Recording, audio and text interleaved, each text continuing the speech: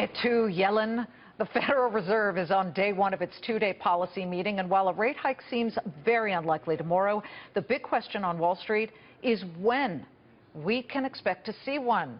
No better person to ask than a former Federal Reserve Vice Chair and Princeton professor, Alan Blinder. It's great to have you. Look, if not today, tomorrow rather, when do you expect to see the Fed tighten interest rates again? So I suppose you want an ironclad guarantee. I want an ironclad I'm going to give it for June. Okay. With a slight chance that it might come sooner. I don't think so. In April. And it'll be a quarter% hike? And it will be almost certainly a 0.25% hike.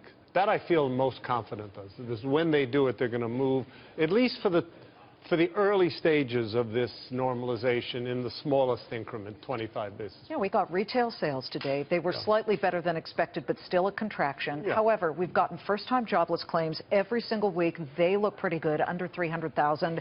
The last jobs report for February, build of 242,000. Yeah. Don't we need to start seeing more normalized rates here? Oh, I think we do. I mean, some people ask me the opposite question. Why in the world would the Fed be raising interest rates when the markets are in tumult, et cetera? But I think your question is more apropos. They're sitting there with super low interest rates. The economy is within shouting distance of full employment. The inflation rate is finally perking up a little bit. You know, the Fed wants it to go to 2. It's time. Stocks in the wake of rate tightening cycles have actually performed relatively well. I mean, we can put up a chart that shows how the markets did. And remember, there's a certain amount of gyration in the wake of the big first announcement that we see. But, you know, should the markets be concerned about this? I don't think so. Not very. I mean, some of them are. And as you say, markets have a way of overreacting. So, you know, that's what they do.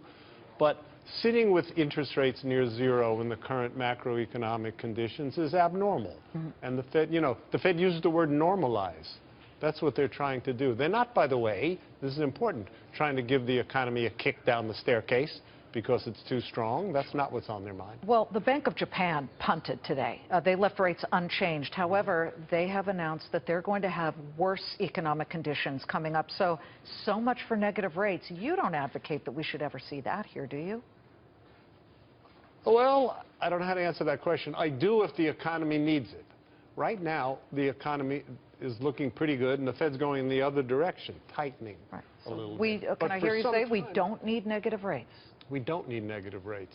It's conceivable that sometime in the future we would, and I wouldn't hesitate to advocate for that. I did several years ago when the economy really, really needed help, but we don't need it now.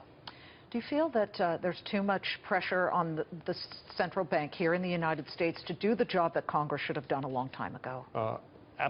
Absolutely, but less than I did a few years ago. Why do I say that? A couple of years ago, 2, 3 years ago, the economy needed a lot of stimulus. The Federal Reserve didn't have that much left in its arsenal. It had things left, and it did more and more QE and so on. It didn't have any powerful instruments. Right now, the Fed needs to throttle back a little bit, and I think if Congress just leaves the Fed alone, that'll be fine. Great to see you, Professor. Alan Blinder, did you hear him? He said June. Expect that rate hike in June, maybe a teeny bit in April. We don't know yet, but we will watch it. Good to see you. Thank you very much.